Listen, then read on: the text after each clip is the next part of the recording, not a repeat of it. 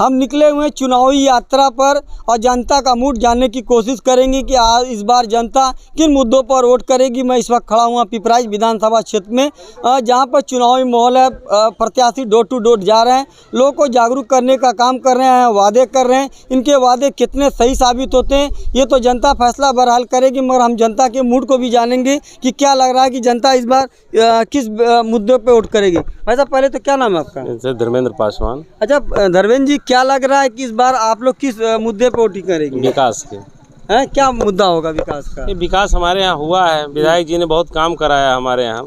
तमाम जो सड़कें आज दिखाई दे रहे हैं उनकी देन है। और भी तमाम, परमेश्वरपुर को लगभग 19 करोड़ महाराज जी ने खुद व्यक्तिगत दिया है। तो इससे बड़ा धनराशि किसी ग्राम सभा को मिला? आरोप तो ये लग रहा है कि इनका विरोध भी है, इन्होंने काम नहीं किया है। एक आदमी सबके लिए सही नहीं हो सकता है। भाई हम लोग के लिए सही है, विकास किए हैं, हम लोग विकास कोड देंगे। अच्छा, अगर बात की जाए कोरोना काल में जिस हिसाब से स्वास्थ्य व्यवस्था लड़खड़ाई थी, तो किस हिसाब से सरकार ने संभाला था इसको? तो भाई वैक्सीनेशन हमारे यहाँ लगभग 100% वैक्सीनेशन कराया गया इस ग्राम सभा में।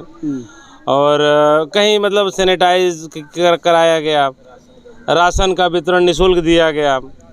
विधायक जी भी बराबर आते जाते रहे हमारे ग्राम सभा में। बना चलिए, और भी कुछ लोग उनसे जानने की कोशिश करें। भाई साहब, क्या नाम है आपका? संजय सिंह। अच्छा संजय जी, क्या लग रहा है कि इस बार किसकी सरकार रहेगी? भाजपा की सरकार रहेगी। क्यों रहेगी आखिर? विकास किए हैं।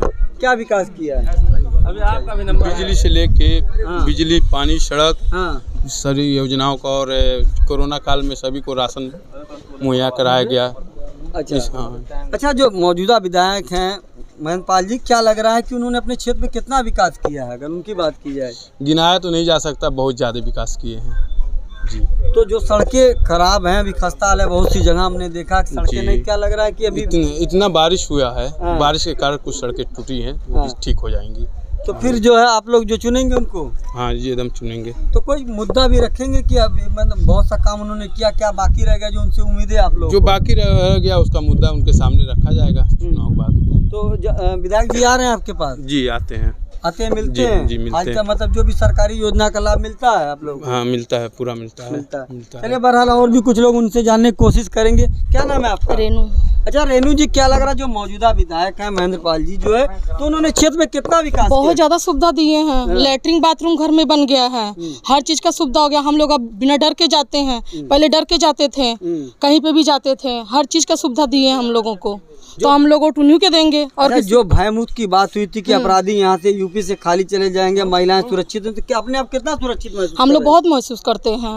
हाँ, निकलती हैं शाम को? हम निकलते हैं, 8 बजे रात को भी निकल जाते, कोई डर नहीं रहता है। हाँ, तो क्या चाहेंगे फिर सरकार ही आए? हमारे योगी जी बनेंगे। अच्छा, मौजूदा विधायक की हम बात करें अगर, तो क्या लग रहा है कि उन्होंने कितना काम किया? बहुत ज्यादा किए हैं, बहुत ज्यादा किए हैं। उन्हें चुनेंगे आप लोग? हम लोग उन्हीं को चुनेंगे। और भी तो मैदान में प्रत्याशी नहीं, हम लोग उन्हीं को चुनेंगे।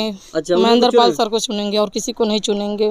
बहरहाल चलिए, देखा इन्होंने कहा कि महेंद्र पाल को ही चुनेंगे, हम इनसे भी जानने चुके हैं। भाई साहब, क्या नाम है आपका? आनंद विवेक।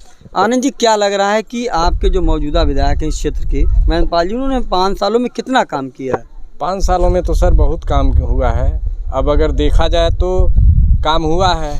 अब जिसको काम ही नहीं दिखाई देता है, ये देख लीजिए सामने हर गली, हर सड़क, पिच, खड़ंजा नाली, मेन रोड का चौड़ीकरण, हाईवे, ओवरब्रिज, अब कितना काम चाहिए। चीनी मिल, फर्टिलाइज़र, आपका आयुष विश्वविद्यालय। तो विकास के मुद्दे पे देखा जाए तो काम तो बहुत सारे हुए हैं। अब पर्सनल किसी को व्यक्ति को ये कहे कि आप हमारे दरवाजे पे नहीं आते हैं, हाँ अगर बुलाते हैं, कोई भी व्यक्ति बुलाता है विधायक को, तो वो उनके दरवाजे पे ज़रूर समय निकाल के पहुंचते हैं। अच्छा। ये तो स्वभाव हम लोग उनका जानते हैं। अब विरोधियों का है तो विरोध करना है, कुछ नहीं मिलेगा। उन लोगों को नाराजगी इस बात की कि विधायक जी नहीं जाते हैं, कुछ क्षेत्रों का ही उन्होंने विकास किया, ऐसा क्या सही है? वो तो सर आप अपने पूरे घर को नहीं संभाल पाते हैं, पूरे घर की ख्वाहिश नहीं पूरी कर पाते हैं, तो ये तो इतना बड़ा विधानसभा है, कैसे पूरा किया जा सकता है? चलिए बहरहाल, और भी कुछ लोग हमसे जानने की कोशिश करें। भाई साहब, क्या नाम है आपका? प्रदीप गुप्ता। अच्छा प्रदीप जी, क्या लग रहा है कि इस बार कोई बदलाव होगा कि फिर वही सरकार आएगी? सर बदलाव होगा नहीं, बदलाव हो रहा है। हाँ। बदलाव पूरे उत्तर प्रदेश से, पूरे भारत का बदलाव हो रहा है। आप बताइए, हमारे इधर पहले बिजली की समस्या एक हफ्ते दिन एक हफ्ते रात में आती थी और सोने के बाद आती थी, जगने से पहले चली जाती थी। आज 24 से 22 घंटे तक हमारे यहाँ बिजली है, किसी प्रकार की कोई समस्या नहीं है। निःशुल्क लोगों को गैस भी मिल जा रहा है। जो गैस की किल्लत रहती थी, पहले हम लोग यहाँ से 2 बजे रात को जाते थे गैस लेने के लिए, वहाँ पे लाइन लगाते थे, कोई गारंटी नहीं था कि हम लोगों को गैस मिल जाए। लेकिन आज के समय में घर घर सबके गैस पहुँच जा रहा है। तो महंगाई भी तो बढ़ी है, महंगाई मुद्दा रहेगा क्या? सर महंगाई मुद्दा नहीं है सर, विकास भी तो देखिए ना। आप विकास तो देखिए, चारों तरफ विकास हो रहा है। क्या मोदी जी और योगी जी पेड़ पे पैसे लगाए नहीं है भाई? लोगों को दिखना भी चाहिए ना क्या काम हो रहा है। मतलब विकास हुआ है। विकास सर बहुत ज़्यादा। अच्छा, जो जातिगत कार्ड खेली जा रही, तमाम पार्टियां जातिगत कार्ड खेल रहे हैं, उस हिसाब से प्रत्याशी कर रही, तो क्या लग रहा है इसको कहाँ तक सही मानते हैं आप? सर जो जातिगत बात है उस चीज़ को आप अलग करिए। देखिए, जो किसान सम्मान योजना के अंतर्गत लोगों को 2-2 हज़ार रुपये मिला है। फिर मोदी जी ने कोरोना काल में शायद अगर भारतीय जनता पार्टी की सरकार ना रहती तो सब लोग खाने के बगैर कितने लोग मर जाते हैं। आज सरकार 2 साल से निःशुल्क व्यवस्था दे रही राशन की। सर इसको 2 साल मत जोड़िए, महीने में 2 बार मिला है, 4 साल जोड़िए। बताइए कौन सी सरकार लोगों को 4 साल तक राशन फ्री और इसमें तेल और चना की व्यवस्था करा सकती है। अच्छा, अगर हम मौजूदा विधायक जो है महेंद्रपाल जी की बात करें तो पिछले 5 सालों में उनको क्या लग रहा है कि क्षेत्र में कितनी बार आप लोग से आए होंगे, मिले होंगे और कितना विकास किया होगा? सर हमारे यहाँ देखिए, जो वैवाहिक कार्यक्रम या कोई जो मरने का जो जिनके वहाँ सूचना मिल जाती है तो विधायक जी ज़रूर आ जाते हैं सर हर कार्यक्रम में, और लोगों को सहायता भी प्रदान करते हैं। हमारे परमेश्वरपुर में हम नवापार टोले के रहने वाले हैं। हमारे इधर से जितने भी शादी का कार्यक्रम हो गया या जो गरीब लोग हो गए, कोई दिक्कत परेशानी, उनके दुख पीड़ा में अगर हम लोग संदेशा देते हैं तो ज़रूर आते हैं वो। तो फिर दोबारा फिर महेंद्रपाल जी को चुनेंगे आप लोग? सर जो दोबारा तो हमें भारतीय जनता पार्टी की सरकार बनानी है और महेंद्रपाल जी को हमको फिर से जिताना है ताकि हम विकास की कड़ी ये रुके ना सर।